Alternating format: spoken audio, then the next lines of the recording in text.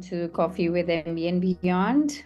We're just waiting for a couple of more people to join, but until we wait, meanwhile, help me understand in the chat which schools and which round and intake are you targeting. And then we are definitely going to kick off the session with early action, and we've got an amazing speaker with us today. I am Paridhi, co-founder of MBA and Beyond. Most of you have spoken to me and have attended our sessions in the past, but I do see some new names here as well. So help me understand, where are we all headed? What stage are we at, so we can navigate the conversation. All right, Jagdishwar, yes, I know. And you would love to know who our speaker is today. So we'll just move on to the introduction of our speaker shortly. INSEAD and LBS Jan 26. LBS does not have a Jan intake. I hope you didn't mean to say LBS Jan 26. INSEAD has a Jan intake. Also, for anybody who's targeting Jan intake, especially Indian male engineers, just a little extra information, we don't advise you to go for round 3. So you should either push your plans to round 1 for September 26 intake, or you should be pushing it to further to Jan 27 intake if you really want to go for internships. All right. Okay. We are 1 minute into the session. Welcome to the session, Neil. I would love to have you on camera for the audience, and a little introduction from your side, please. Sure. Hey, Paridhi, hey, everyone. If you could just give me like 5 minutes. Sorry, I got late from office. I'm just about to reach in like 5 minutes. No worries. Just dialed in from the cab. Yes. But meanwhile, let me just introduce myself. So my name is Neil Mathur. I've been working for the last 5 years in management consulting. Spent around 3 years at a boutique firm, and around the last 1.5 to 2 years at Accenture Strategy. And before that, I did my graduation in economics from SRCC. And for my MBA applications, I was with MBA and Beyond. And I got an admit to LBS for this August for the 2020, graduating in 2027. Thanks a lot, Neil. Congratulations on bagging an admit. And I can see there are a few candidates here who are targeting LBS this year, so probably take some of the LBS's questions as well. Apart from LBS, did you do any other applications as well, Neil? Yeah, I applied to a couple of schools in US. Okay. I applied to Wharton, Kellogg, and Booths, and LBS. Yeah. All right. Got it. I was planning to apply to INSEAD as well, but I had got my LBS admit by then. Okay. Makes sense. Yeah. And they are rival schools for sure. All right. Thank you. We'll wait for you to get back. And meanwhile, I'll kick off the session and then... Sure. So when you join from your desk. All right. Good to see. We've got 24 of us apart from me and Neil. It would be nice if we can go on camera. So as we progress through the session, I'm going to take up the most pressing questions that we've received from the candidates pertaining to early action first. And then we can talk about general, application strategy. And if you've got any questions as we're going through the process, feel free to raise your hands, unmute yourself, go on camera. We would love to make this an interactive session together for all of us. Quick question for you before I jump onto the, diving into early action. How many of you are aware of early action? Like, what's an early action round? Which schools offer it? So are you guys aware of what it means to business schools? You can, even if a yes or no will work on the group chat. All right, Andy is aware. Okay, Shiv, you aren't aware. Anybody else aware of early action? All right, most of you aren't aware. Got it.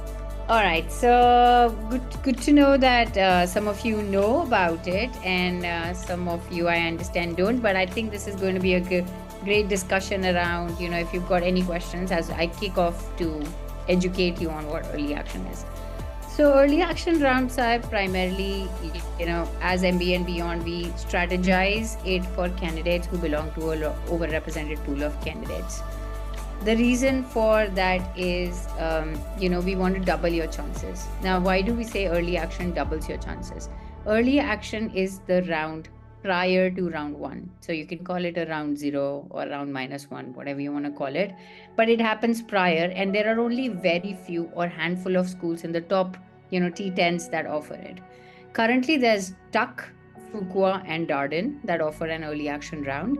Earlier, Columbia was also in the league, but now it's not there anymore.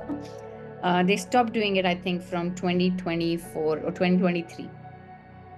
Now, what happens in early action? Early action is basically you expressing your love or your interest in the school to an extent that you're ready to go and submit your application for that school prior to any other school's deadlines opening up. So the schools naturally start believing that you have an inclination and you have a passion to join those schools more than any other school. Second thing, so that's one. So what they do to get you to commit to them, they often ask you for a binding agreement. Now, what's a binding agreement? Mostly, let's say if you get an admit, they are going to ask you for a certain fraction of the fee, which is usually 5 to 6K US dollars.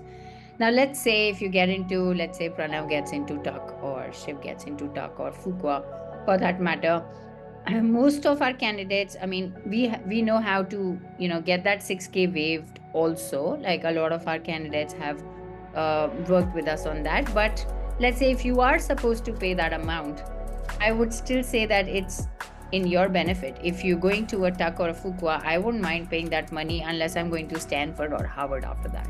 Or, Booth or Kellogg for that matter. So then, I mean, the 6K deposit won't hurt me there. So you need to be prepared that if you are getting into Fuqua, Tuck or Darden, one, it's doubling your chances. We're going to talk about how it doubles your chances. And one, you may want to be willing to put in that binding amount that the school demands. How it doubles your chances. So there are a couple of things like the hypothesis that we've built around it. One, many candidates are not aware of it. I mean, especially I see a lot of Indian male engineers, so to say, over here. This is a very good strategy for you to follow. If you haven't been thinking about it, you should start thinking about it. Because last year, round 2 was brutal for US business schools, if you're aware. So instead of, even considering later rounds, early action is something that most of the candidates who tried and attempted round 2 last year, we can explore early action to double our chances. So doubling our chances means not many candidates are aware of it. Second, limited number of candidates get 100% interview invite. How does that work? When you submit your application, you get access to their calendars to book your interview date right after submitting your application. So you don't have to wait for your application to go in, for it to be reviewed, and then you book a date. So this is something to be mindful and to be aware of. The earlier you submit, so sometimes I ask Shantanu, my co-founder, around how does it work? Does it work like I mean, because if it's first come, first serve, does it work like a rolling admission? But he says, no, not really. But yes, the slots are limited. So if 500 candidates are submitting their application for early action, probably Tuck is only giving opportunity to 100 of these candidates to book a slot with them, to interview with them. So naturally, if without getting your application reviewed, and if you're great with communication, if you're great with your story, you get to double your chances to face the interviewer, to convince them, not just with your essays or your scores, but with an interview as well. So that's considered as a plus for an overrepresented candidate to double their chances, to help them stand out. Also, lastly, because you're passionate about that school, that's why potentially you're willing to do an early action. All right, we have got a question from Shiv. What if we get admitted but don't get the funding? Shiv, do you want to unmute yourself? I don't understand what the question is. You mean like you don't get the loan approved, or you didn't get the scholarship? Do you want to go ahead, unmute yourself, ask your question? Yeah, I just mean that. You mean if you don't get the loans approved in time? Is that what your question is? No. What if you get admitted but don't get the scholarship? Okay, so first of all, let me break this little bubble for all of you. It's very difficult for Indian males to get scholarship, bag a scholarship in the competitive schools that we are talking about right now. However, at MBA and beyond, 32% of our Indian male candidates have bagged scholarships, but it's like a difficult thing to crack anyways. So you have to apply for scholarships. If you are looking for scholarships, then you don't go, you don't put in the money. Like, nobody's asking you to put in the money before submitting an application. First you have to get an admitted. If you get an admit and if you still don't want to put in the money, don't put in the money. So that's why people get into multiple business schools. You get the upper hand over business schools, and then you can start negotiating with the business schools if you're really looking for scholarships. So scholarships aside, early action does not mean that you have to 100% commit yourself to paying that 6K. I hope I answered your question, Shiva. Yeah. All right. Kopal is asking, what about Indian females in US or in general? All right. So Indian female candidates definitely, let's say if a peer, like if I look at two similar profiles, Indian female versus male, depending on which school you're applying to, I can help you understand and identify which schools have a better potential for you to convert. Based on looking at the stats. You can also do that research. For example, INSEAD currently is sitting at 32% participation rate from women, but they're trying to reach a 50% soon. However, Oxford said has already accomplished a 51% a few years back. So it's not there right now. Like there, I would try to see, okay, the candidature is almost equal. And I have seen even Indian males applying with lesser scores getting in. While in INSEAD, what I've seen, somebody, a stellar profile, 645 or 655 GMAT Indian male won't make it through, but a 605 or a 630 on the classic edition Indian female will make it through just because they've got great international exposure. So, I mean, yes, we have to be a certain level of value fit for the school, but naturally, as we are aware, it may become Indian female engineers are slightly more advantageous than Indian male engineers. Still belonging to an overrepresented pool of candidates. We've got a question from Andy. What then happens to the binding contract signed if you get in without a scholarship and decide not to go? So Andy, you're asking what happens to the binding contract signed. Nothing, like you just let go of that 6K. It just goes, like it's not refundable. Yeah. So Shreya, it depends. The question, if you guys are talking about your, unique profiles, the more unique your profile is, because Shreya's question is, what about non-engineer students?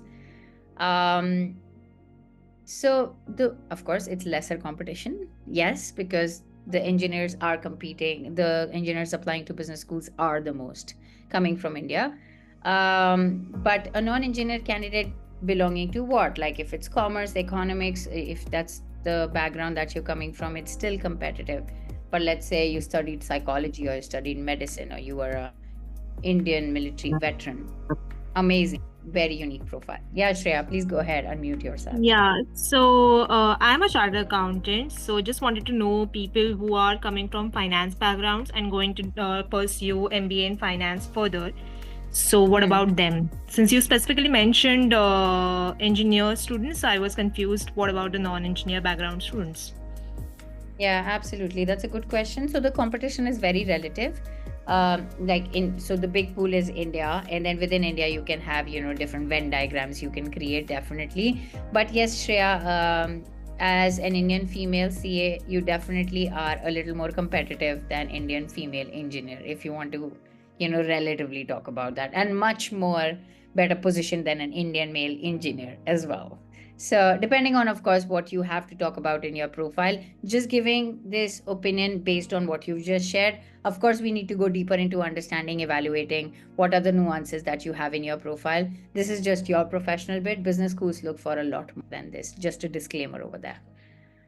Sure. Yeah. Thanks. You're welcome. Good to see you, Neil. So finally, all right, you're back on your desk. Yeah. Yeah, thank you. Do you want to share something else before I jump on to bombarding you with questions for our candidate? No, I think most of the questions you answered pretty well. We can take some of the more application specific questions because I think that's where I Yeah. can help probably. Yep. All right. So let me just pick a question. Okay. I think let's do this one. What's the best way to structure a resume for MBA applications versus for, when you interview for corporate roles or for your jobs? Yeah, I saw this question before and I think it's a really good question. I think it's going to be, personally for me, it was very similar. But the way it was different was the structure of the sections was different. I think for a corporate resume, how I had structured it before was I had my education, then my work experience, then probably some college level experience, like positions of responsibilities in societies, and then I had some extracurricular activities like social service, etc. And for my MBA application, I had mentioned like the first two sections were the same, my education work, and then I just combined like all of the other sections into one, which was just I forgot the exact name, but it was just like a other section which included everything, including social service. And my college PORs were very brief, just like one or two lines, versus in my when I was sending out resumes for job hunting, that was a little more. So I think it depends as well. I think most of us are experienced hires now. We've been working for like 3-4 years, and college PORs were like way back into our life, so they don't really carry as much weight. Yeah, absolutely. Yeah. Thanks, Neil.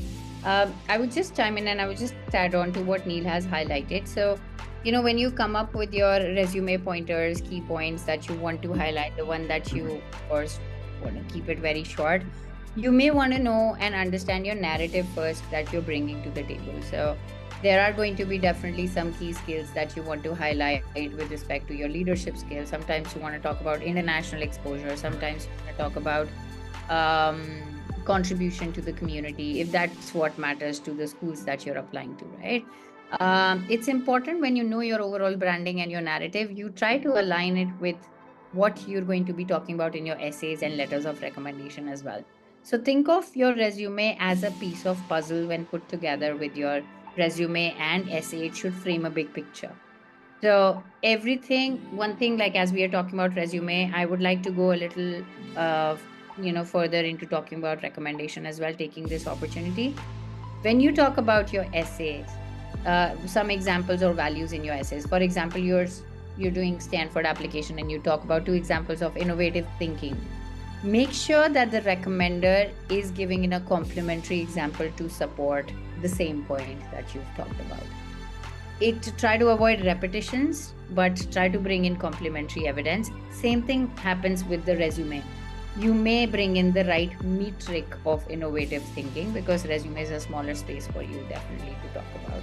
So think of the overalls of it and think and try to see how can you align these 3 aspects together to push off your narrative to the outcome.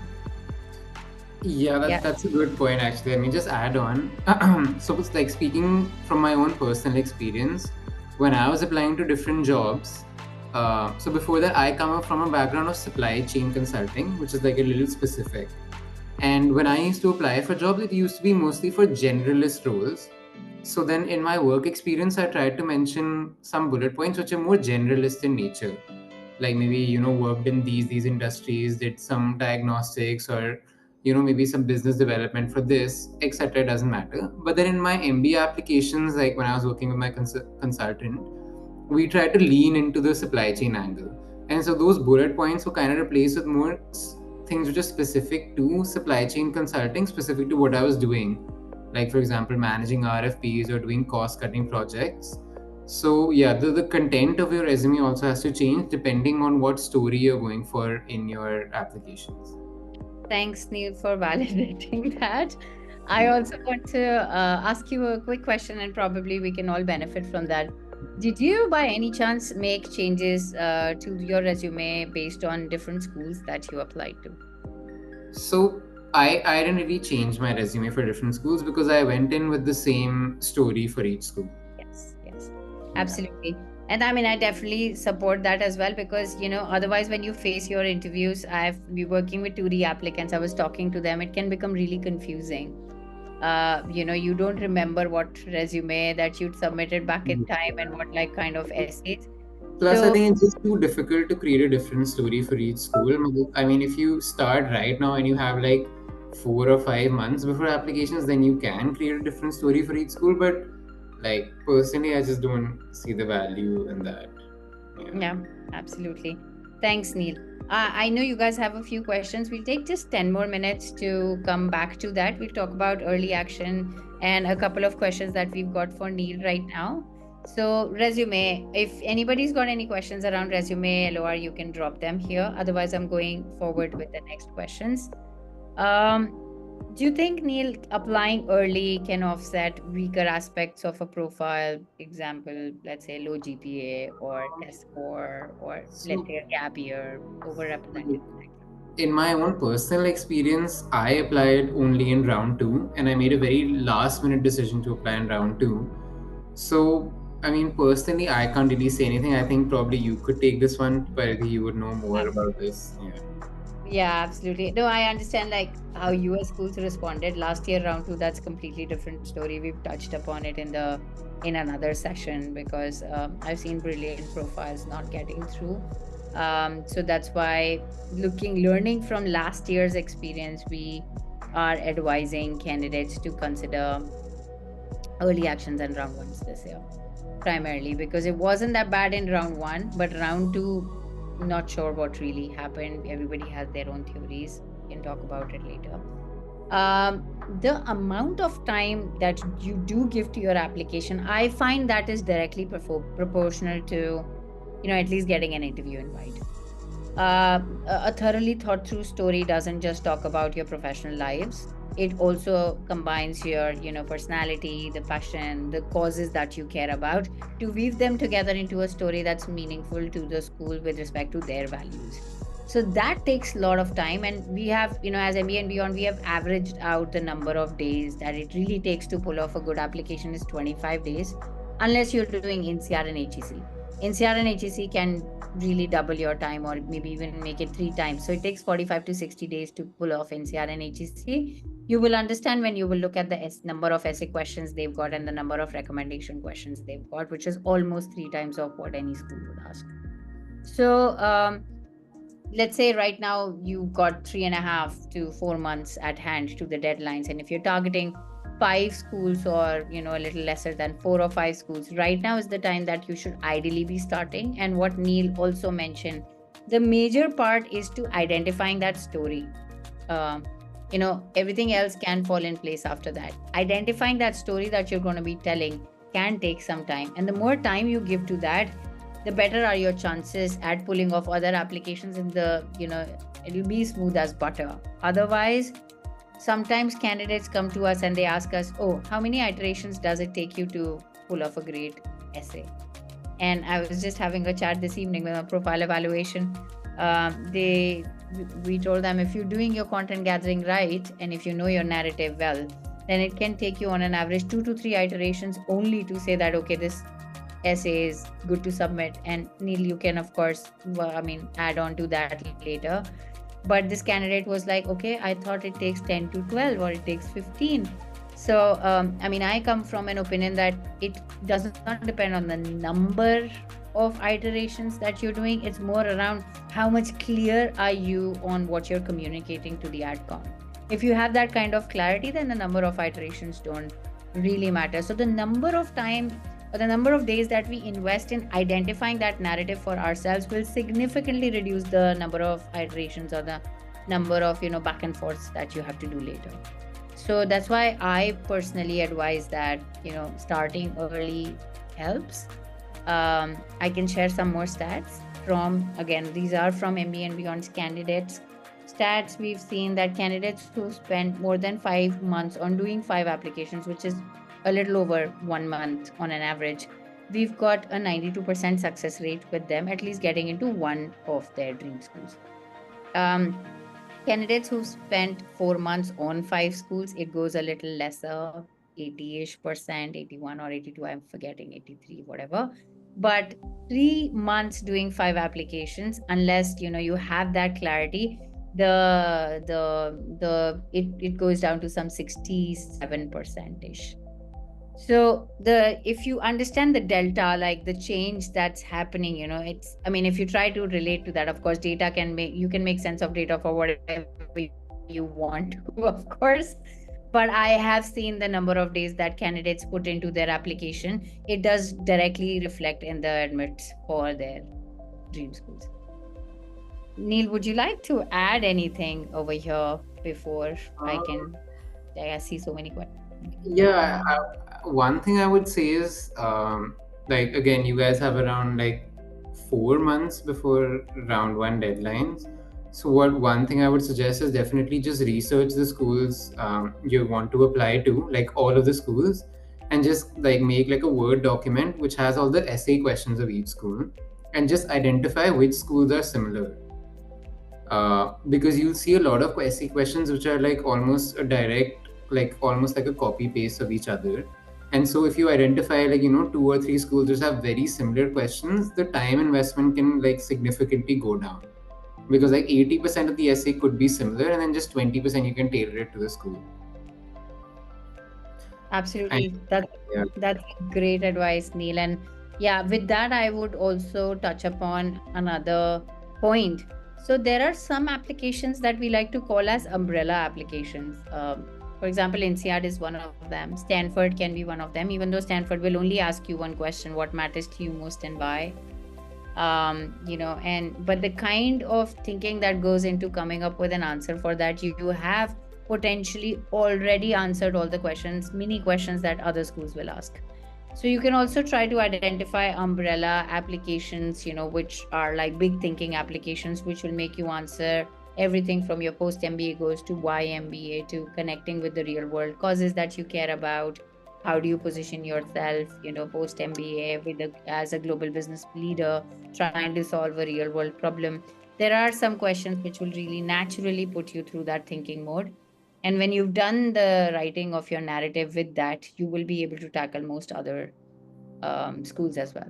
So NCR and Stanford are definitely I feel like big thinking applications in the business school world. Even LBS for that matter, Neil. I think even though it's just 1 or 2 questions, but they give you 2,000 words to talk about yourself, right? LBS is not 2,000 words. 1,000, sorry, that's We have like they have a lot of mini essays, but I think when you're answering those essays, like it should be very straightforward. It's stuff like talk about your extracurriculars, short-term goals, long-term goals. Then one of their essay questions is unique. It's what makes you unique. Again, like a 200 to 300 word essay. Yeah. So all of these questions you should already have an idea about before you even start thinking about applying to any school or something. Yeah, absolutely. Thanks, Neil. So, one of the challenges that candidates also face, and then we can start taking up the questions as well over here, because that will be directly linked. So, one of the challenges that a lot of candidates face is that, okay, I know I want to go to an M7 or I want to go to a T10. But which school is that I should really apply to? The problem is that we only go by the averages of the scores, years of experience, or career stats. Fine, of course, those are the basics that you need to do your sanity checks with. But I do honestly consider they are not the best way to gauge a perfect fit or a belongingness that you have for a certain school.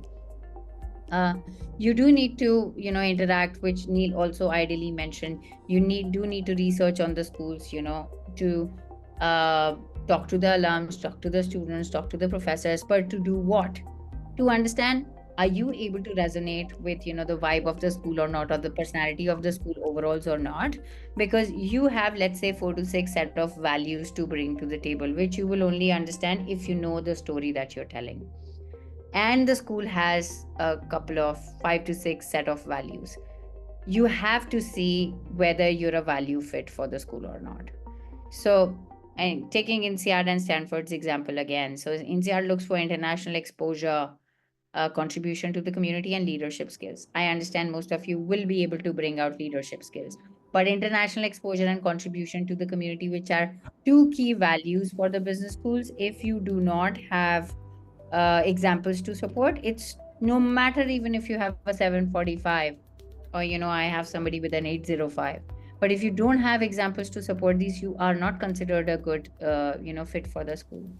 Second, in Stanford looks for building a community instead of contribution to the community, and innovative thinking and questioning the status quo. So if we don't have at least two examples to support all of these, tied into a single thread that really communicates us as a global business leader, we are not considered a good fit for that school. So go a little deeper, but that can only happen if you've done the introspection phase with someone. Now that we are sitting still, for some of you might be thinking you're getting late to closer to the deadline. Some of you are feeling that, I've talked to candidates on both sides of the spectrum. Some of you feel that I have less time, while the others feel, oh, I have a lot of time. I'm going to start later in July. So, I mean, for both the sides, having that narrative, that thinking journey right now, you can do the essay work in July, but at least start thinking about what your story is. I'm just taking up a few questions. Neela, would love your inputs on that. Sure. Nirali is asking, do MBA schools really appreciate unique profiles? I have already transitioned from finance law to a strategy role in insurance, and I'm told that most colleges will not appreciate such a diverse background. Do you want to give your 2 cents and then I'll add on? Yeah, no, I think that's the completely opposite way of thinking, because like when you're doing your MBA applications, the number one thing you should be thinking is, how do I set myself apart? And just looking at your profile, that seems like a very unique profile. So I think that's like definitely a big plus, because I think most of us applying, like I would say like 70-80% would be from like a consulting or like a tech background. And it's very difficult to differentiate, like especially as Indians, colleges get so many applications from Indian students who are in consulting or tech. So the number one thing I think you need to think about in applications, how do you set yourself apart? Are you doing like a specific type of consulting role, or is your role something specific? Or it could be some extracurricular as well, or your passion. But I think that the number one thing you need to do is, how do you set yourself apart? Thanks, Neil. And I think you answered it so appropriately. So anybody who's ever questioning here, because the people who belong to the overrepresented school, they are worried about, oh, how do I set myself apart? And the ones who've just differentiated themselves already, somehow they worry about, are schools even willing to consider non-traditional applicants? So I mean, differentiation is the key. However you do it, whether you do it professionally or you do something else on the weekends, it's going to take you a long way. Don't always have to, by the way, quit your jobs, all of you. So I'm not asking you, and if anybody is ever interpreting that, oh, I have to quit my job, I have to start working with a startup that's, really trying to build a meaningful stuff around EV or whatever. But the idea is, do something meaningful that helps you differentiate yourself from the pool, either alongside work or at work. It does not matter. Next question we've got from Shreya. What's the way to avail great scholarships apart from applying early? Which all universities from US and Canada have such early action rounds? All right. So definitely applying round 1 early action is one of the key ways that we know. Getting a better GMAT score is another way. Third, identifying scholarships, external scholarships that match with your story is another way that we advise. For example, if you're a female candidate and you've worked you've been working on women empowerment or women in tech or women in product, women in strategy, any kind of stuff, women in business, if you can talk about it in your application, you can totally go ahead and apply for Forte Fellowship. Just an advice over here for women candidates. And there are a bunch of scholarships, if you're an entrepreneur, you can figure out entrepreneurial external scholarship. The beauty of external scholarship is, if you apply for one scholarship with 3 to 4 essays, you can really apply them to 2 to 3 schools that are accepting that as a scholarship. While internal scholarship, you get an opportunity to take them off, right in while you're submitting your application, you will have an opportunity to choose. So yes, one of the strong ways is definitely to apply early, good GMAT, and third, identifying your story which fit in well with the scholarships that you're going for. Neil, do you have any other point to add? Yeah, I think one thing I would say is that what I missed out on applying in round 2 was a lot of external scholarships. I think just do your research. I can't remember the specific names, but I believe Tata has a specific scholarship for MBA students. Then I think even Bain has a scholarship specifically for female applicants. So just do your research on that before you apply, because the deadlines are a little before the round two admits or when you pay your fees. So I think I missed out on a couple of external scholarships. So just do your research on those because they can really help you, especially Forte as well for women. Absolutely. Thanks, Neil. So let's say if you are, so what Neil is talking about, I'm going to just extend that a little bit. It's not that you can't get an external scholarship in round two. The problem is that we only start thinking about scholarships after we've reached a certain level or after we reached a deadline. If you're super aware and you know that you want to apply for scholarships, you can apply for scholarship. You can still go for round two. So if you're one of those candidates, you know you're only going to be prepared to submit your application in round two, but you want to apply for scholarships, then research the scholarship so you don't miss the bus. Right, that was that. Let me just see if I want to take up another question. What about engineering students? What about INSEAD and HEC? Do they have early action? Unfortunately, not. But there's interesting insight about INSEAD if you're not aware of. INSEAD has opened rolling admissions since last year. So HEC always had rolling admissions. INSEAD has opened rolling admissions. Rolling admissions mean the earlier you submit, prior to the deadline, as early as you can submit, the better are your chances, because they don't wait for the deadline to happen to read or review your application. They are going to read the applications, review them as they receive them. So for example, let's say the application deadline for September intake are going to open up sometime in July.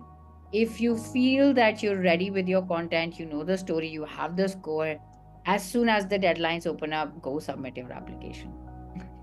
I mean, why do you have to wait for the deadline in September?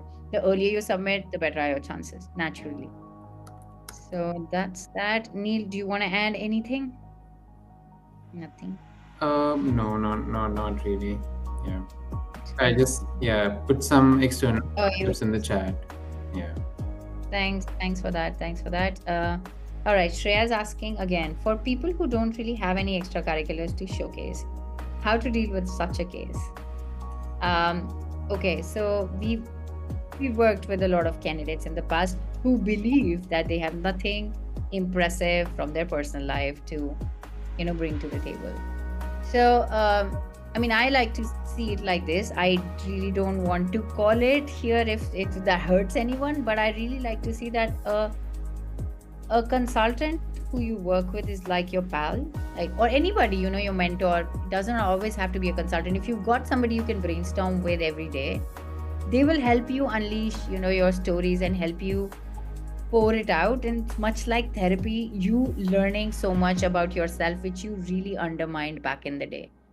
And those pieces of information may sometimes, even from childhood, even from college, they may become a very impressive turning point to talk about in your application, that you can use that to your advantage, which can play kind of to balance out if you have lack of extracurricular. So there are ways to balance it out. You will, and definitely everybody has something unique to bring to the table. It's just that we've been living a conformist life all our lives. We've been going to the college, competing in profession. It becomes very difficult for us to identify. So one of the major questions to start thinking about these impressive turning points, uniqueness in our profiles, and not having a wholesome profile.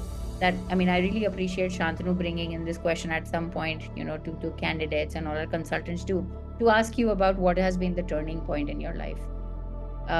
Trust me, it is a very difficult question to answer. It does not always have to be a professional one or a personal one. And from there, you will be able to identify, okay, are there any extracurriculars or a community engagement that I can really, bring into the table.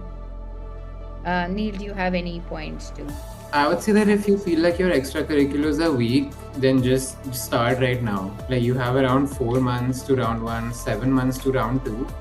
Like, I would say just start doing something, like maybe some social service, join like an NGO, or start some social impact thing of yourself. Because it just helps. Like, it's not going to hurt your applications, it's not going to hurt your chances. So you still have a lot of time to think about this, do it. And I would say definitely, just maybe start something of yourself or join something, because it'll definitely boost your chances. Absolutely. Thanks, Neil. And sometimes, candidates have this question that, oh, if I do something just 4 months prior to the deadline, will it make it look like, oh, I did it specifically for the, applications? So, to that, I would always answer, some extracurricular or contribution to the community is still better than no extracurricular at all.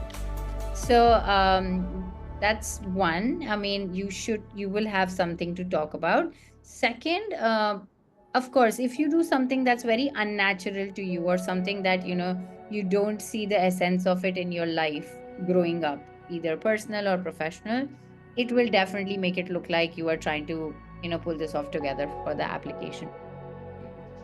That's why, again, taking it back, knowing your story, something do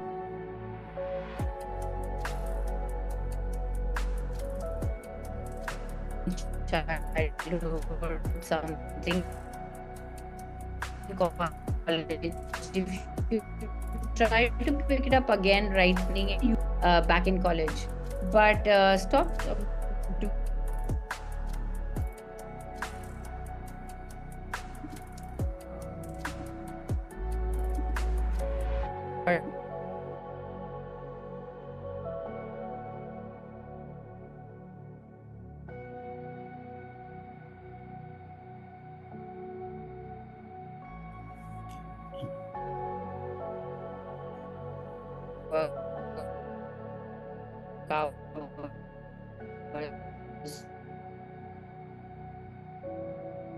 of that.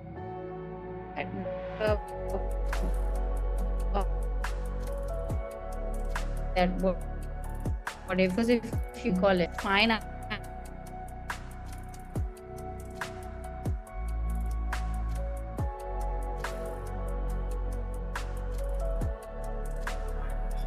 Hey guys, so it might be Parithi's internet.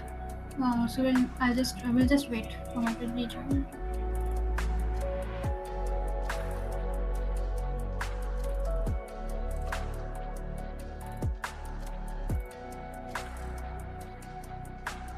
Okay, till Parithi rejoins, does anyone else have any specific questions about applications or applications to LBS or INSEAD, US, etc.? Something happened. Okay, the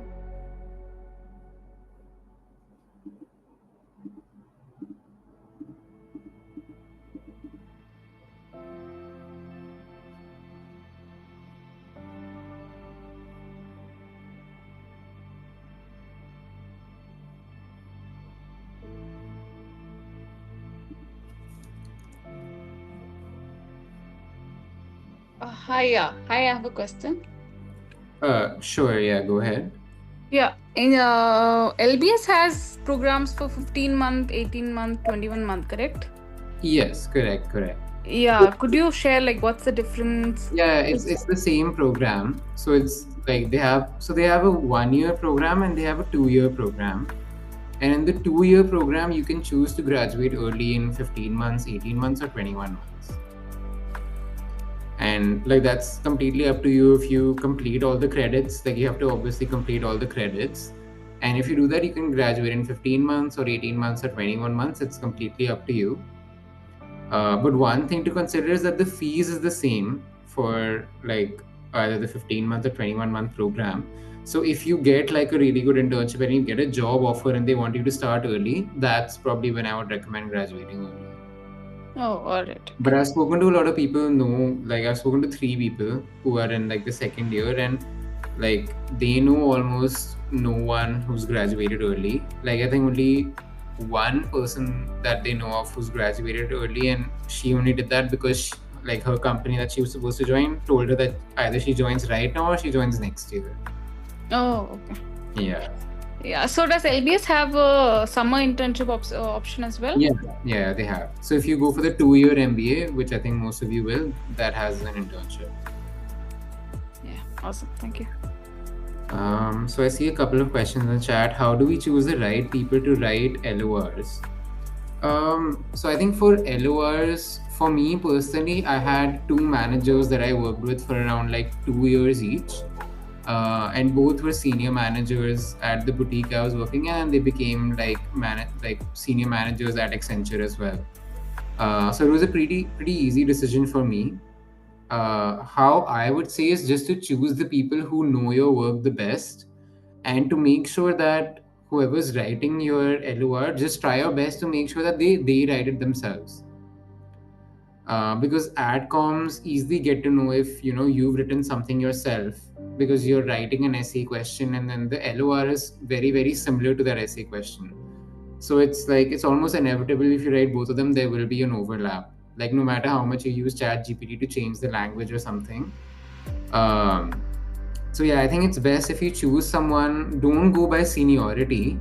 Like typically people just maybe want like a managing director or the partner of the firm they're working with to write it, and who maybe they've not worked with at all. So just choose the person you're working day in and day out with, who knows your work, who knows you really well, knows your strengths, weaknesses, etc. Just choose that person. Okay, I see another question. Would love to understand what you think made your application stand out. So that's an interesting question. I think personally for me, I felt like my GMAT score was a big standout. Thanks, Neil. So yeah, I'll just complete this question. So yeah, I felt like my GMAT score was good and my extracurriculars were also pretty good.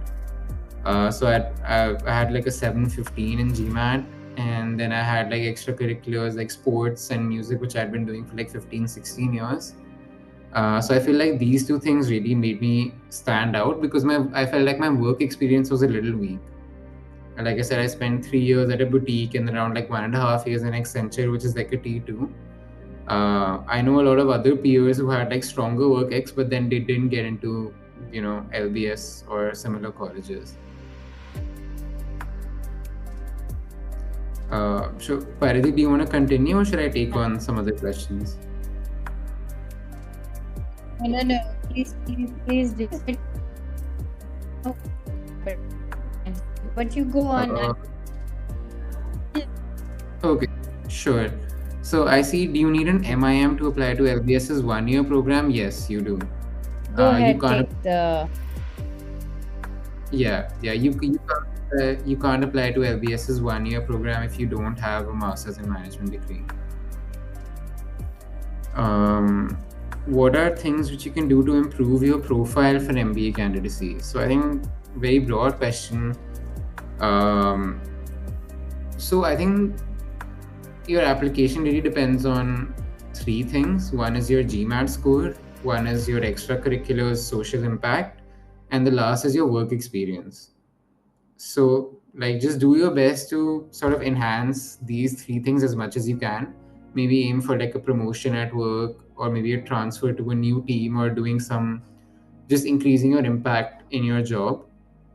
Second is probably obviously aiming for a GMAT score as high as you can. And third is boosting your extracurriculars, like maybe do some more social impact, start your own thing, like could be at a small scale or something. If you've had extracurriculars which you've been doing for years, just demonstrate how you've excelled in that. So yeah, these 3 are the broad things which you can do. Yeah, for high experience candidates, I'm running out of space on my resume to add extracurriculars. How do I balance out work ex along with other sections?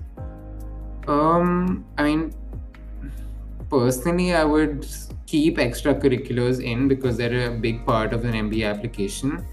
Maybe just limit your work ex from like which was 7 to 8 years ago. Just maybe add just like a brief description about that.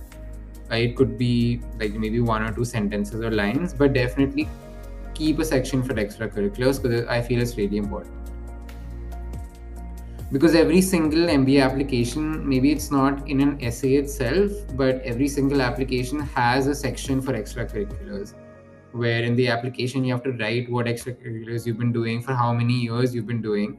So it's clearly an important part of the application process.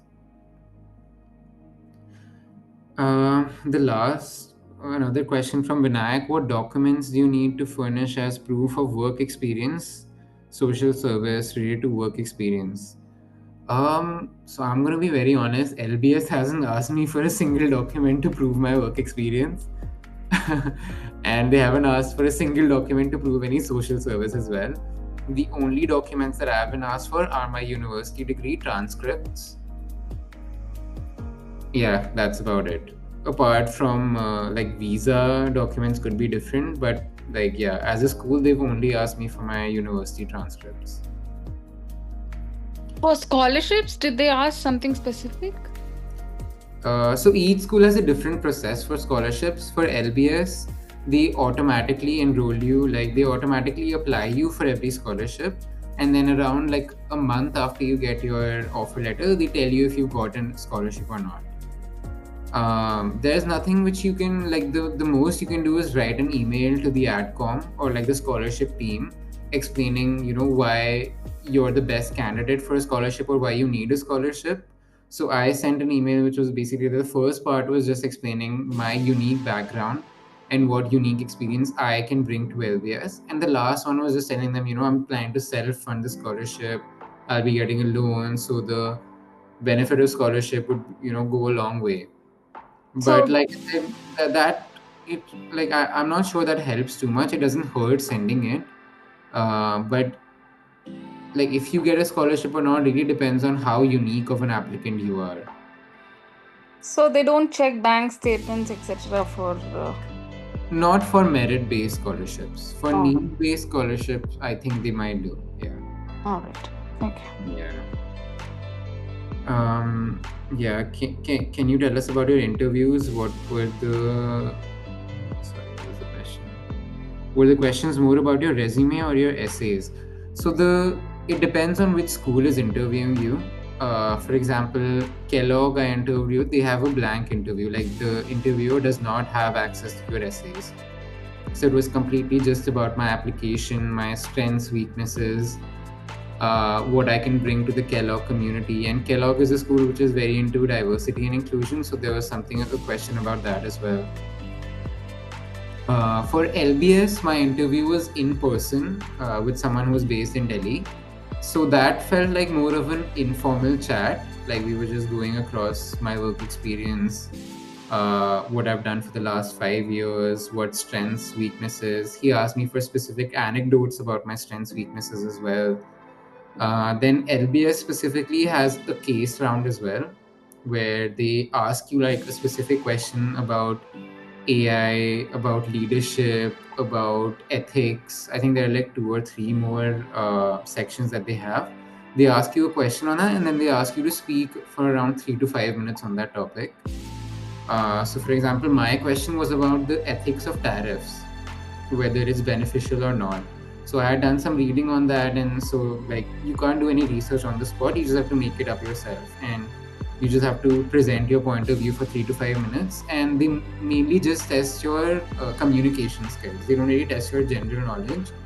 They test how you can put your point across, if you can defend your point or not.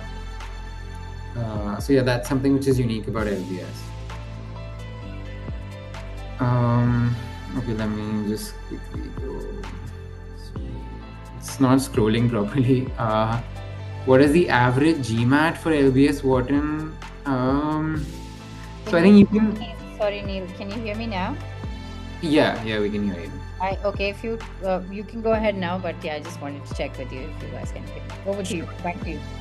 So what is the average GMAT for LBS Wharton? I think you can find this on GMAT Club. Like if you go on GMAT Club, they have a list of the average GMAT score for each school.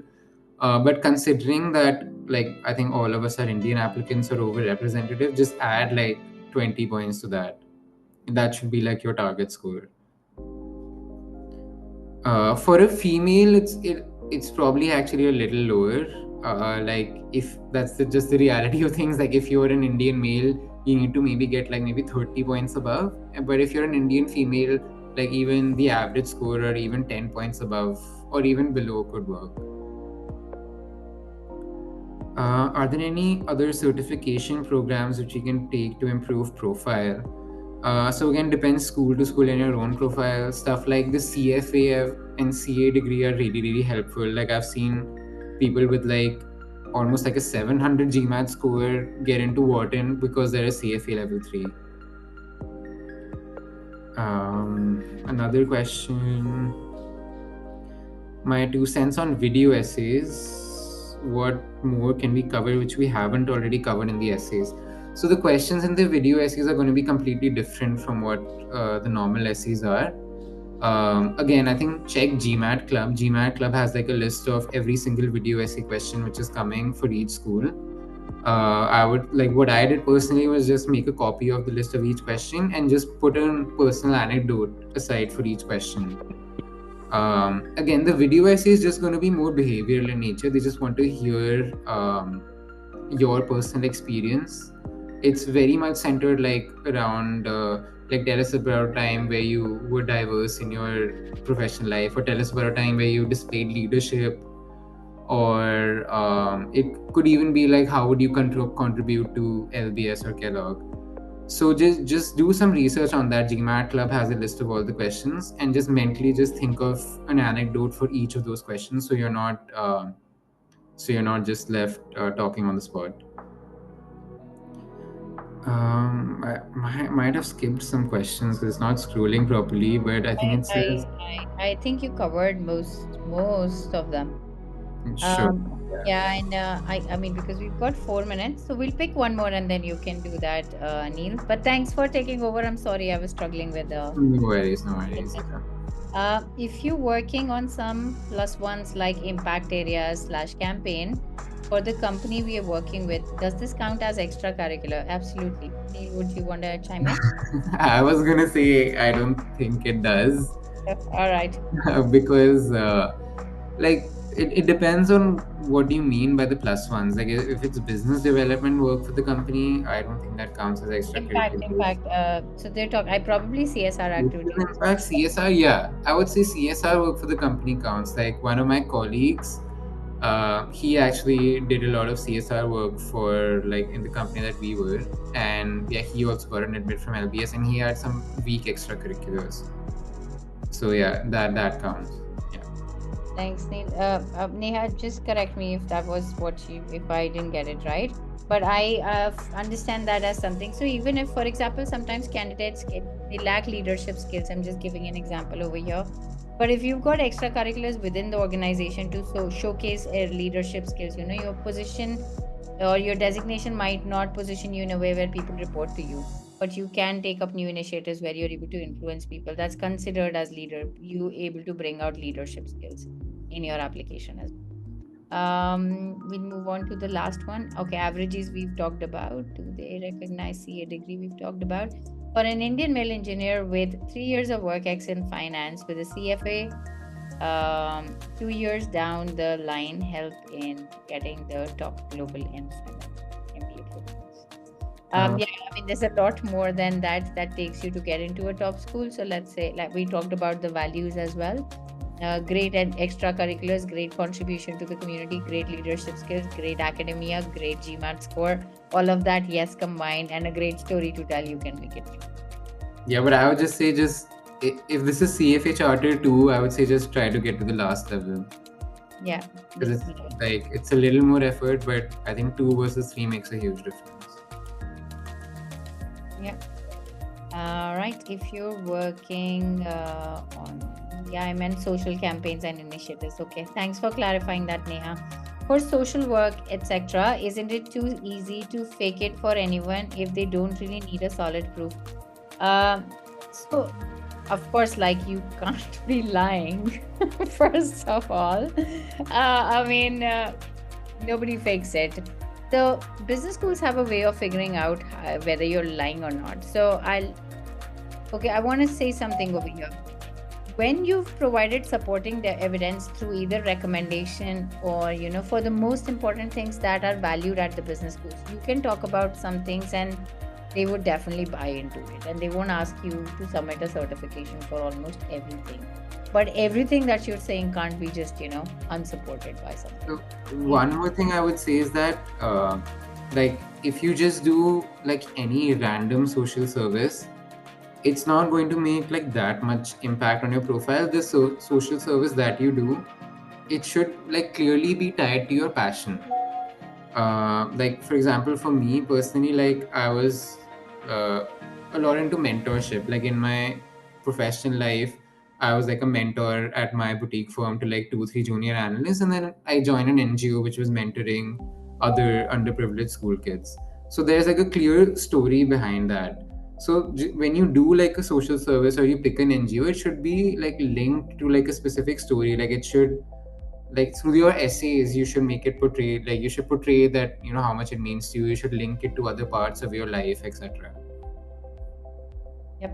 Thanks, Neil. All right, Gayatri has a question around the current geopolitical situation. We've got a whole 1 hour coffee session on that. I can send that to you later. It's on YouTube. You can listen to it. But yes, the situation is not really good right now. However, there are stats and, you know, supporting evidence to forecast that things are going to get better by 2027. Yeah, I would say like if you apply this year, you will graduate in 2028, and things kind of just have to be better by 2028. Like no recession lasts longer than 3-4 years. Absolutely. All right, so 1 minute over, and Chandra, I know you have a question, but let's do you want to wrap that up, Neil, with that last question? Honestly, I can't speak personally because I will. everyone I know has Chandra, like. you and I are talking on Tuesday. Let's talk about it at length. Yep. Thanks, everyone. Thank you, Neil, for being a great co-pilot and you know, answering all the questions that candidates had. I hope everybody found it valuable, this session today. Thanks, everyone. Thank you. Hey, thank you. Have a great day, rest of the day. Bye-bye. Thank you.